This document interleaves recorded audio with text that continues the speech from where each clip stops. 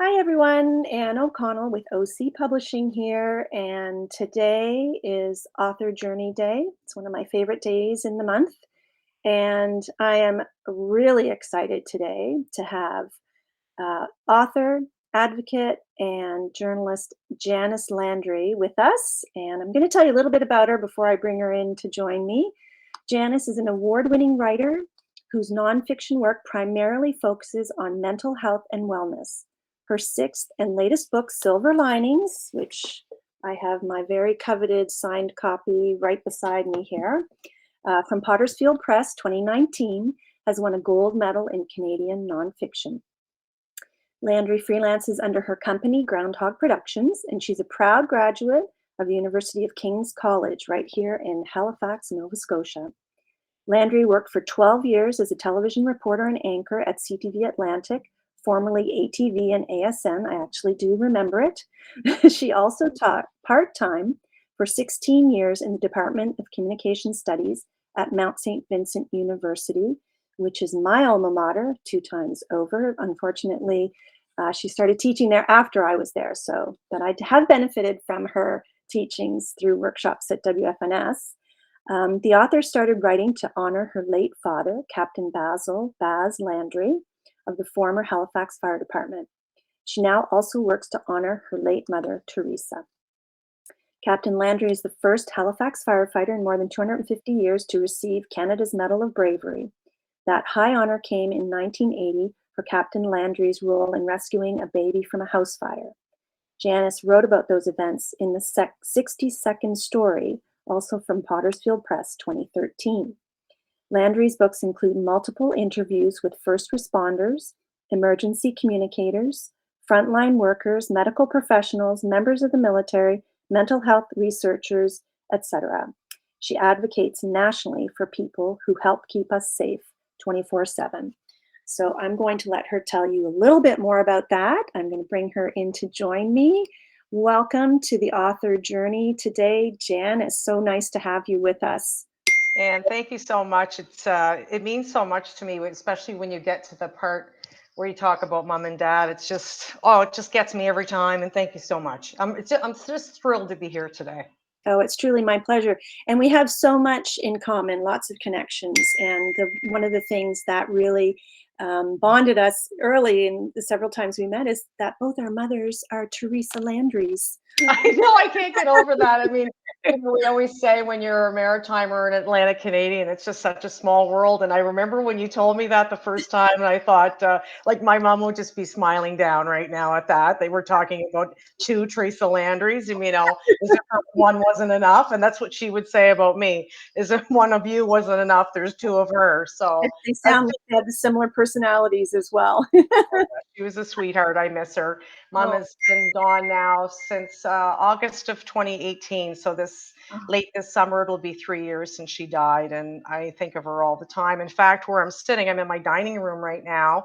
And right across from me is I'm sitting at my dining room table, and there's like a wooden hutch and which is called a low boy, and then another hutch. And these were my late grandfather and grandmother's pieces of furniture, my mom's parents. wow. And so it's kind of interesting because my late grandfather was an immigrant to Canada from Bulgaria, and he came with like virtually next to nothing and started a chain of grocery stores here with some fellow Bulgarians called the IPC grocery store chain. And some of your listeners and viewers may remember that if they're of a certain age. But it gives me great pleasure to work as a freelancer under Groundhog Productions in my living room at my late grandparents' Oh, furniture, wow. where my grandfather was an entrepreneur himself and really had outstanding work ethic, which is something I feel I got from him, even though he died before I was born.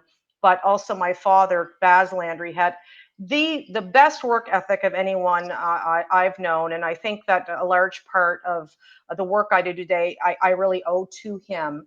So I'm kind of channeling mom and dad and my grandfather today while we're doing this interview. And when I do all of my work, really, I think of all of those people. I know they have my collective back, so it's great. Wow.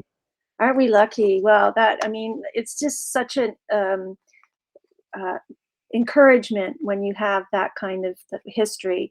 I wanted to let everybody know who's watching today that if you have questions for Janice as we chat, to please type them in the comments section. Hi, Sue. I think Sue Slade from Dartmouth Book Exchange. Oh, hi, Yes. Sue. Hey, Oh, and Sue. aren't they amazing at the Dartmouth Book Exchange? And they've been so supportive of me. And I follow them on all social media accounts. And every day they have another author or publisher that they're supporting. And we just can't thank people like the Dartmouth Book Exchange Mm, enough for the support of the arts community that they give here on the East Coast. And truly, if you haven't been to their shop now, with things are opening up a little bit, I see that they are open most days. And don't forget your mask and get over there. So many titles. It's a beautifully laid out store too. It's just, I mean, it's overwhelming the first time you go. You mhm. could spend hours in there, and most people do. So thank you, Sue. I do. I try not to go when I have anything like quickly afterwards, right? Exactly, I exactly. I'm just so happy to have you. So let's jump right in. You are such a treasure trove of experience. So it's really hard to know where to begin. But let's go to the beginning. When did you first know you wanted to be a writer? Well, the earliest recollection I have, and it's a couple of things. I remember when I was a little girl, I wrote this fictional story. So I started to write fiction when I was really, really young. So we're talking under grade six. So we're really early on in elementary school, and I remember writing this story about this turtle. And I don't know why I've remembered this, but I do. And the little turtle forgot his glasses, and he wanders around through the whole story. And I even drew the picture of the little turtle and the trees and the plants and all the stuff you do when you're a child. And at the end of the story, it's revealed that the turtle had his glasses on his head the whole time. Well, the funny thing is, Anne, is that I've turned into that turtle. And I can tell you right now, I go around with like a pair of glasses, my reading glasses on, and a pair of glasses on my head, or I can't find my glasses everywhere. So it's so funny that I've turned into the little turtle I wrote about as a kid. But seriously, I did write stories for fun Mhm, as a pastime as a little child. They were all fictional stories. And then when I got into the latter part of elementary school, grew up in Purcell's Cove. So initially, I was born, and my family and I lived around North Street in Halifax near the Gladstone Medical Center. I lived there till mhm, I was 4, and then we moved to Purcell's Cove. And, I had this teacher in the elementary school in Purcell's Cove, which is no longer in existence. It's been since been demolished, which is sad. mhm, But I remember going to the school, and we had to do a nonfiction project, which is the first nonfiction project I can remember doing. And I don't even know if I've told this to anyone, was a research report, which was basically Bristol board photos, mhm. you write out the little things on the line paper and stick it underneath. And it was on the No PowerPoint Taj. those days. Yeah, well, I mean, there's lots of us there's still lots of kids who do that, and it's fun. And I remember I chose the Taj Mahal as my subject. Mhm, And I did all this research on the Taj Mahal, and I am still to this day in my 50s fascinated with the Taj Mahal. I I feel so excited about the fact that I picked this like big global thing to do my first research project on, but it's true. So I went from writing these fun little fictional stories to then transitioning into I really like true stories.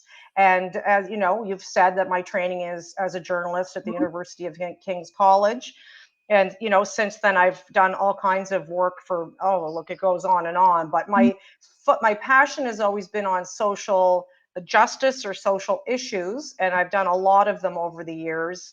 Homelessness and mm, youth getting involved in various activities, and the why. And I think that was the thing is, sometimes people rush to judgment when they see people around the streets mhm, that maybe aren't quite like them.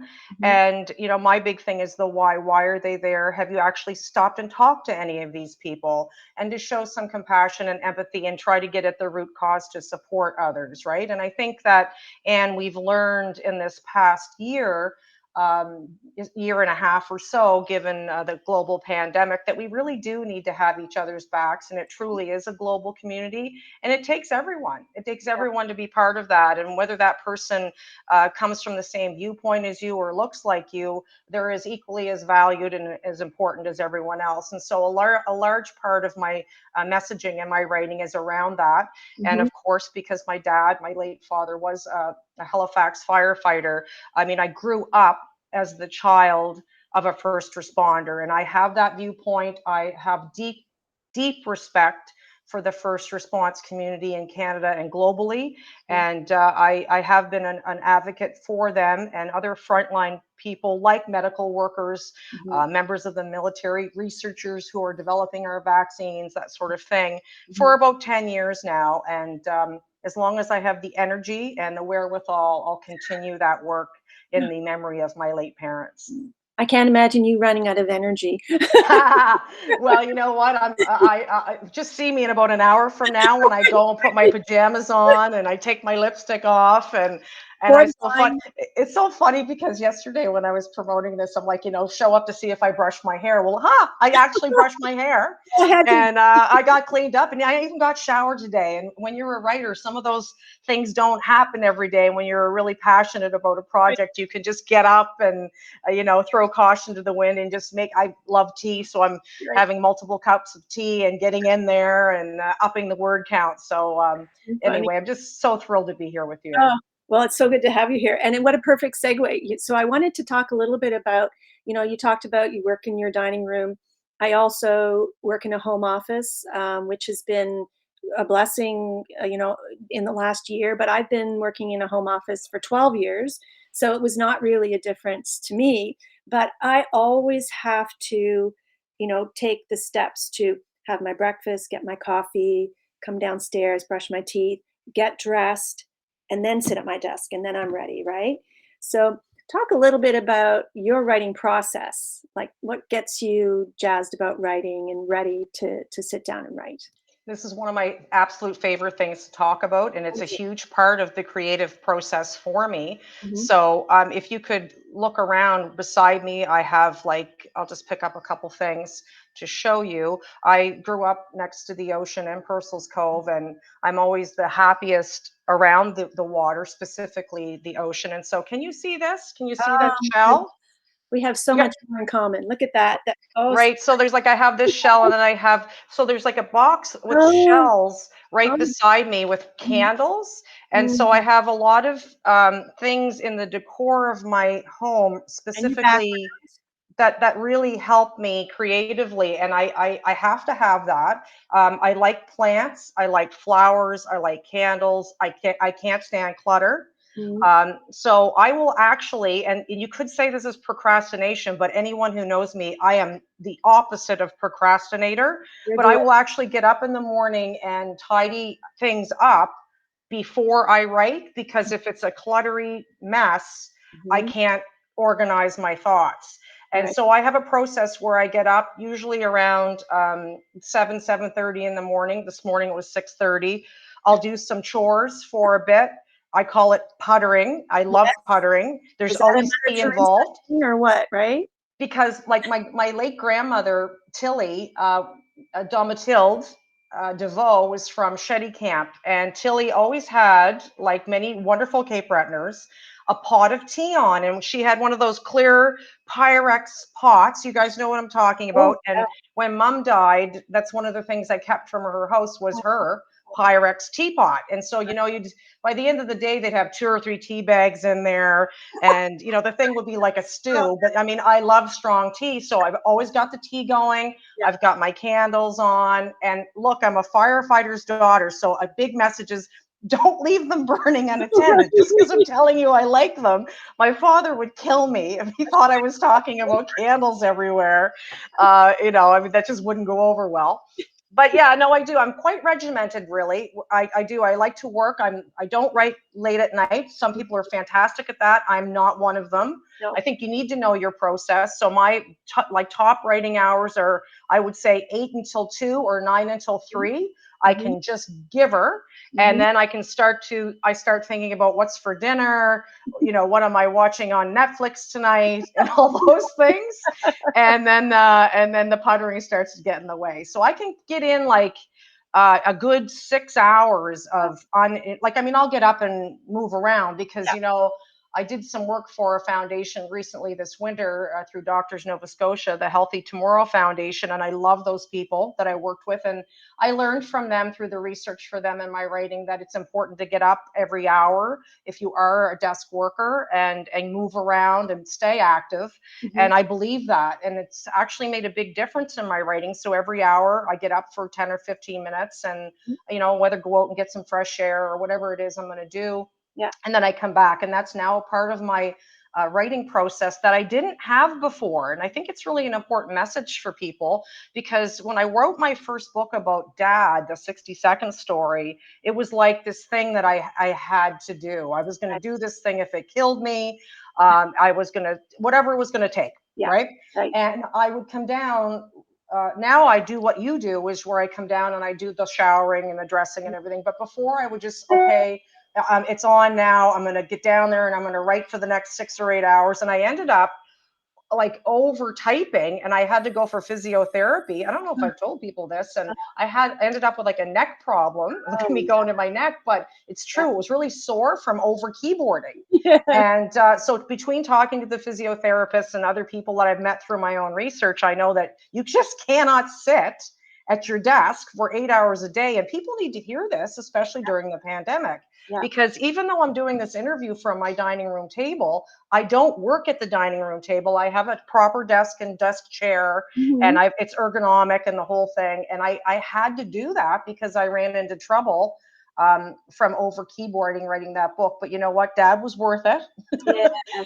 And I learned the hard way as a novice author to be careful, and that you do have to have balance. And I think that's a really important thing. But yeah, the short answer is, and the long way around is, the environment you write in, I believe, is hugely important to the product that you're going to turn out. Yeah, and it has to be the right environment for you. And just to remind anybody who's watching, we'll fill your head with all kinds of stories and lots of great advice and things. But if there's something, that burning desire and question that you have for Janice, please feel free to jot it in the comment section.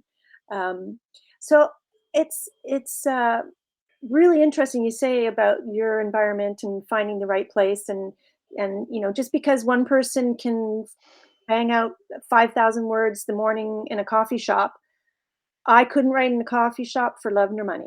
Like, No, I me either. I couldn't either, Anne. And yeah. I'll tell you why, because I'm an inquisitive person. You guys, heard from Anne's intro that I worked at, CTV for 12 years. I've been trained as a journalist. I've been a journalist for over 30 years. I Mhm. would just be like, okay, what's that croissant that they're having over there? Oh, is that a latte? Oh my God, look at her skirt. Like, I just couldn't do it. But that's I'm too, right? but I have so many friends that do, and I get that totally. I mean, I love to go to the coffee shop, Mhm. but I just want to sit there and talk to you, or just observe while I'm there. And I can get that part of it, because observation of the environment around you is a Right. huge part of being a writer. Mhm. But I need quiet. Mhm. And I have a lot of former students at the Mount that would write and study with music on, and sometimes my own daughter does that. I can't do that either. I like to have really complete quiet. I sometimes listen to sounds of nature, so Oh, waves crashing, that mhm, sort of thing, mhm, rain falling. There's sometimes I'll put that kind of white noise mhm. on, which is kind of therapeutic. But most of the time, it's just me and the Right. keyboard. And I've got this thing. It's kind of funny. My husband and daughter make fun of me, but I've got this keyboard, and I switch them back and forth, and he just gave me this wireless keyboard, my husband Rob, recently, and he's like, "Oh, look, I got you this new keyboard." And he put it on, and I was like, okay, now you get used to the way things are, right? And a little picky. And I tried this new keyboard, but it was kind of delaying, because I'm like typing, and I'm like, okay, I don't like it. Bring me back my old keyboard. So now I've got this old keyboard on there that's wired in, and half the letters are missing because I've hit them so many times. Yes. But you know what? It works for me, and it Yes. has that like clickety clack sound, Yeah. which drives my husband and daughter nuts. So click, click, click, click, click, click, click, You're click, right. but it I like it. It's a good sound for me, It's inspiring. and it's kind of retro, old school. But then so am I. It's all Oh, cool. I Whatever. think that's perfect. And the other sound that writers often hear are the voices in their heads. Yes. Oh, Right? constantly. And it's funny, it's a good segue though, Anne, because you have to listen to those. Mhm, And we talked earlier, just before we went live about, some days are good days for writing and some days aren't. And I know when it's not a good writing day. I mean, I have deadlines with my other work like everyone does, and I always meet them. mhm, But there's days I know I can get a lot done, that energy, the head's in the right space, the energy level's there, and for some other reason the next day it's just not. right. And I've learned, again, the hard way, it's best to step away from a project. That could be for a day, it could be for several weeks. Mhm. I have a manuscript I'm developing now for my next book. Oh, And I have a project, though, that I'm working on for a client. And right now, that project has to take precedence over the manuscript. So I'm stepping away from the manuscript for a few weeks to finish this project. And then I'll go back to the manuscript. But I know where I am. yeah. I'm like 50,000 words in. So I'm about halfway. It's good. I've Mhm, left it in a good spot. And I just know that if I go to try to split this right now between the two of them, that the one of them is going to suffer, and mhm, I can't have that because I like to work at the very best of my ability. So I made that decision. Okay, I'm going to take a little break from this other thing right now, mhm. and for a good cause. The people I'm working with right now is the IWK Hospital, and specifically the IWK Foundation. Mhm, And I have great passion for assisting them. Our daughter was born there, so right now I'm doing some writing for the foundation, mhm. which I'm just so thrilled and honored to do. And I mean that with my whole heart. And then I'll come back to my manuscript and work again on that. And Excellent. that's kind of a Christmas present to me this year. I'm trying to deliver that manuscript before Christmas time so I Oh, can wear as many fuzzy pajamas and yes, over perhaps have some eggnog, but we'll talk about that not when it's live. over the holidays. Right, exactly. Well, can I tell you, I so am so with you on that. Silly me, I thought I could, like, be an author and a publisher at the same time, but of course, things It's a have lot of work. things have kind of snowballed. So, and I'm not the type that can write a half hour here and half hour there. So for now, it's all about my authors, which is okay. I want to shift gears just a little bit. And I know that Silver Linings has been called your passion project, but I think that you approach all your projects with unbridled passion. And you've experienced a considerable amount of trauma in your life, and you alluded to losing both your mom and dad, and you also lost your best friend Audrey, Yes. and your mom while you were writing Silver Linings. But share a little bit about how you wrote through the trauma, or how do you and how did you? I mean, that's an excellent question. And I'd like to just say not only that, but like in the previous book before that, which I know you've also read, which is called The Legacy Letters. That was the most difficult piece I've ever written for Right. another reason, because I'll start with that when I come into Silver Linings. Legacy Letters goes back to work I did as a television journalist into a series of some solved and some unsolved cases of very violent crimes against young women. And, this was a time that I had come out of the University of King's College. I was a very junior reporter, and you don't have enough really life experience to prepare you for some of the scenes you observe, things you hear when you are in these really, really difficult cases. And so I talk about some of that, and I did that with the most humility and respect for the families involved in these cases who really have become part of who I am. Mm, And so these aren't stories for me. They're people. They're people with lives, people with lost lives. And so it's extremely difficult as a journalist and storyteller to take these on. And I think you have to try and be as highly ethical as you can. And all you can do is present with the knowledge you have today. So for example, what I know today through my research and just living as long as I have, it is further along than it would have been when I was in my 20s. And look, I have a daughter who's in her 20s, and she's very, very smart.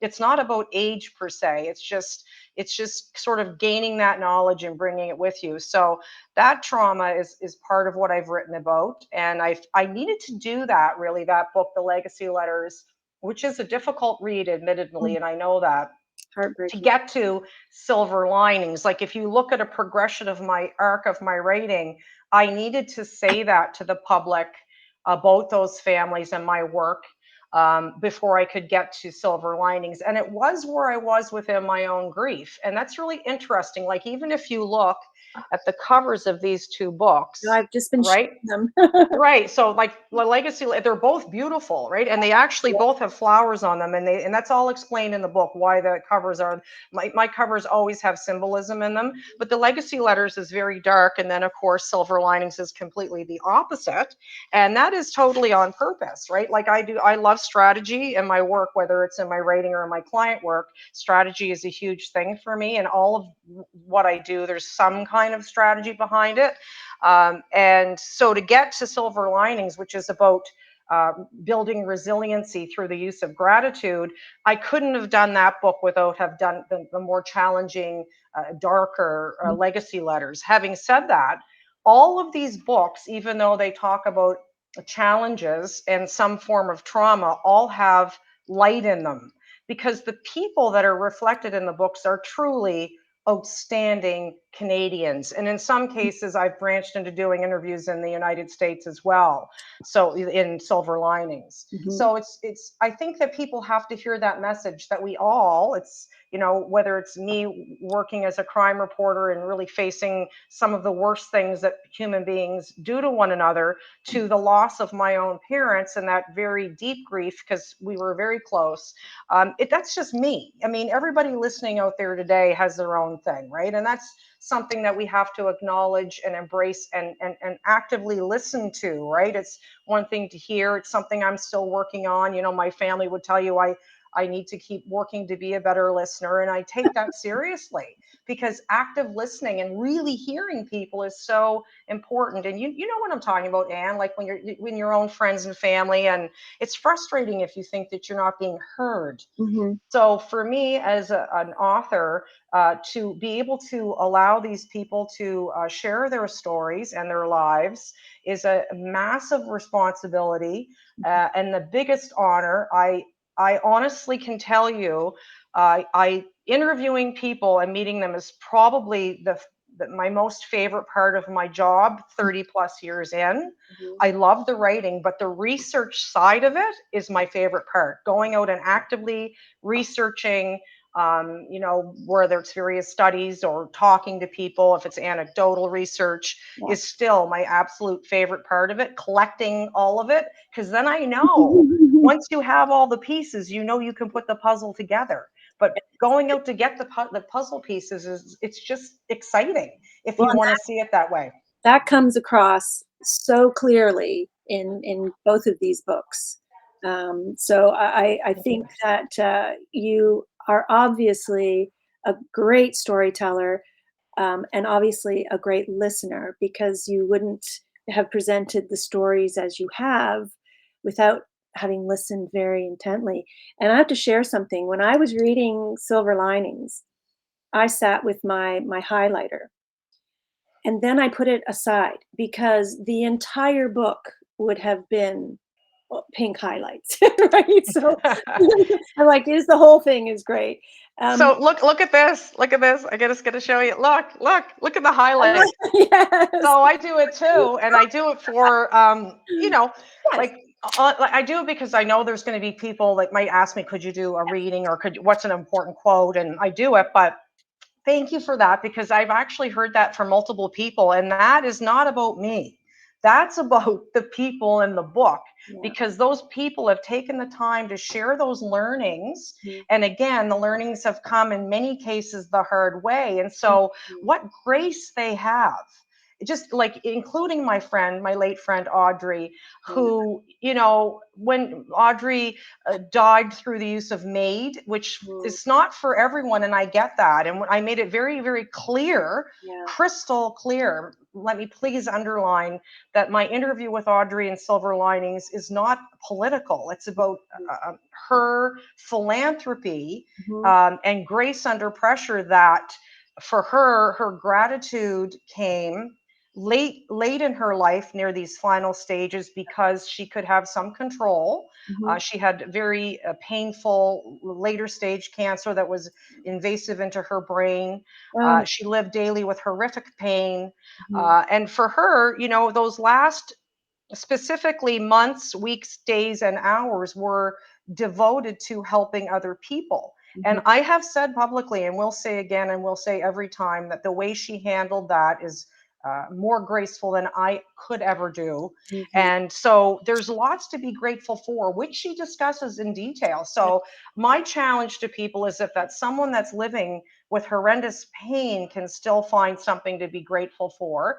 Mhm. The challenge is for the rest of us, and I'm not diminishing, it's not a competition. Oh, It's just these stories are a variety of viewpoints, mhm, to show people that even in those really tough times, there could be some light there. You just have to allow yourself the room for it, and mhm. to potentially see it.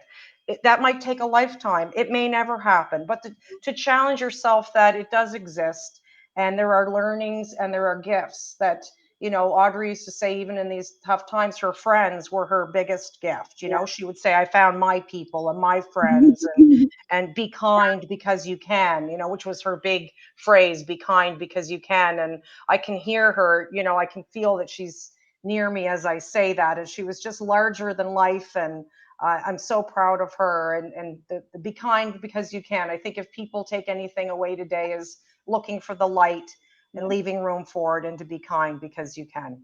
And she was very open and public about her process and, in the hopes that other people could learn from that. And it's interesting, um, every time that you take a breath, it's a beautiful segue to what I want to ask you next. We're just rocking here. But you've said many times, and I've read this quote from you. It's easy to be grateful when things are running smoothly. This last year has been difficult for everyone. The news most recently has been devastating, for our Indigenous people, and my heart breaks for them. Um, we, like you said earlier, we all have different levels of struggles and diversity or adversity. Um, but what are some of the tools that you use to be resilient when things are not going smoothly? I remember this quote. There's one of the top researchers in Canada that aids first responders. His name's Dr. Nick Carlton, and he's a major advocate in Canada. And I remember interviewing Nick, and he was in this years ago when he was a little kid. He was in this car accident with his mother, and his mother was like very pregnant with his unborn brother. And a drunk driver went through a light and hit them. And so the mother became pinned in the car, and he climbed out a window. And there was an off duty police officer walking down the road who happened to be there when the drunk driver hit them, and came to the scene.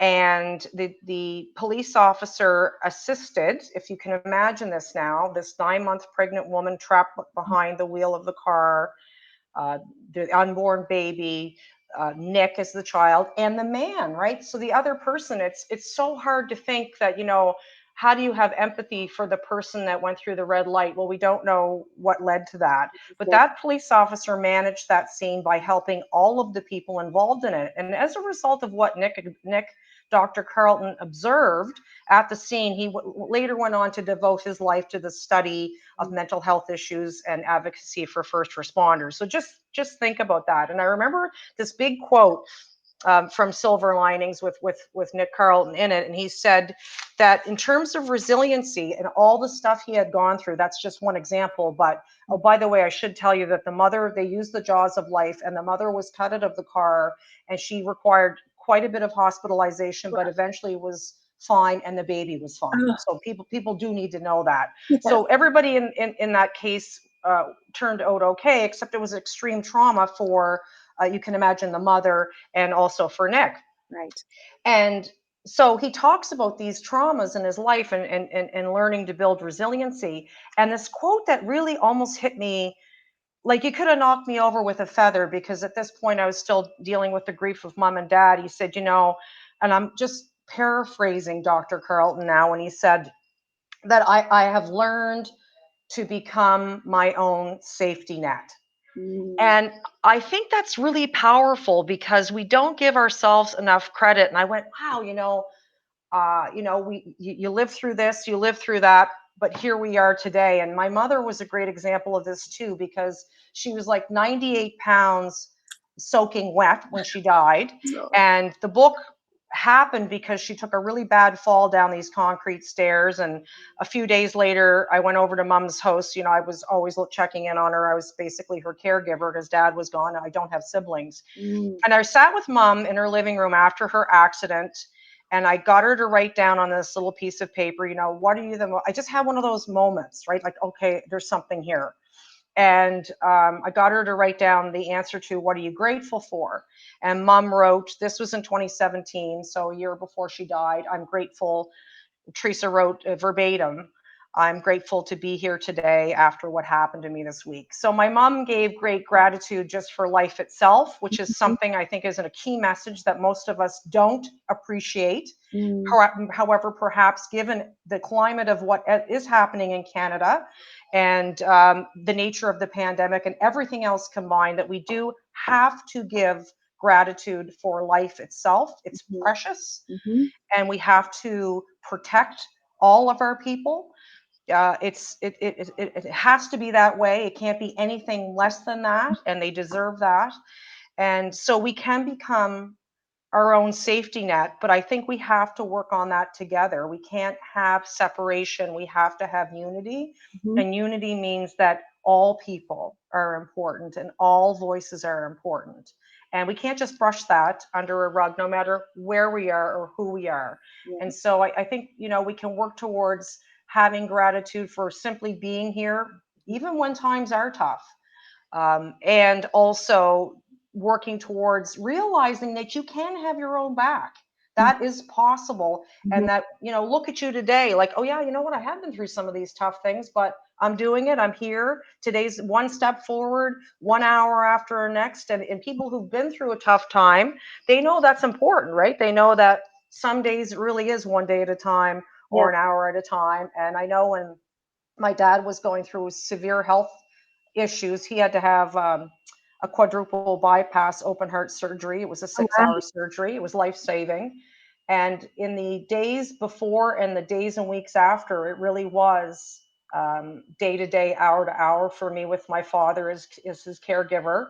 And I remember visualizing in my head, okay, when the physicians and cardiac surgeons and specialists would give me information weighing what needed to be done, I thought, oh, I envisioned, and this may help people, the bridges. So today we're going to walk to Bridge One. Mhm. We're going to cross Bridge One. We know there's a whole bunch of bridges over here. We know they're there, but we don't need to deal with those bridges right now. We'll just have enough information to get to Bridge One, Mhm. day one, and then we'll go on. And that's how you can break it down. It's like any large thing that's overwhelming. Right. Packing a house starts with one box, writing a book starts with one sentence, and crossing a bunch of bridges starts with the first footbridge. And you can build your own resiliency by having faith in yourself, by being part of the larger community and showing grace and respect to all peoples, and by really just showing up every day and putting in the work. And I think that's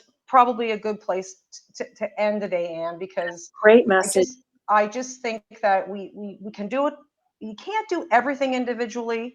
Mhm. If we rely on ourselves and if we work together, then we can build our resiliency. And gratitude is an absolute huge part of that. And on that note, I am Absolutely. deeply grateful, Anne, for the um, advocacy work that you do for people like myself and other artists and creative people in Atlanta, Canada, and Canada. You are a wonderful advocate, and this is just such a pleasure. And I cannot underline enough how much you are appreciated for the work that you do here. So thank you so much for hosting me today.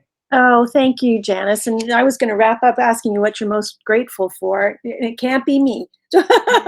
What I'm most grateful for is, to be honest with you, I Yes. am very grateful for the ability to be a mother and from my own family. My daughter, her name is Laura, and she's 21 years old now, and there is absolutely nothing that I'm most grateful for today. The answer is different at the end of Silver Linings, and I don't want to reveal what my when I answer what I'm the most grateful for. I do answer that at the end of the book, but I don't want to reveal it because I it's so You have to read it. part of who I am, but Mhm. there is nothing more important to me in my life than my daughter. And so she just gives me the most joy, and but to me that is heaven on earth is having that opportunity. I mean that with my whole heart. I'm sure she gets irritated at me at sometimes or whatever, but it's all good. I still love her, and so I'm grateful for that. I'm grateful for this opportunity to be her mom. Oh, and that's such a beautiful message. And before we sign off, Cindy Tingley says, "Love the message, Janice." And Sue says, "Thank you for your words." And Thank you to both of them. They're both also very, very big supporters, and I appreciate it. huge supporters. And I thank you for joining me. And we'll hope to talk to you again soon. And I can't wait to hear all about the new project that you have coming. So we'll say goodbye to Janice. Thank you Thank again you, everyone. for joining me. And thank you everyone for joining us on the author journey today. And we've got another guest, exciting guest for next month, but stay tuned and we'll share more about that as it gets closer. So have a wonderful day, stay safe, and stay healthy. Bye for now.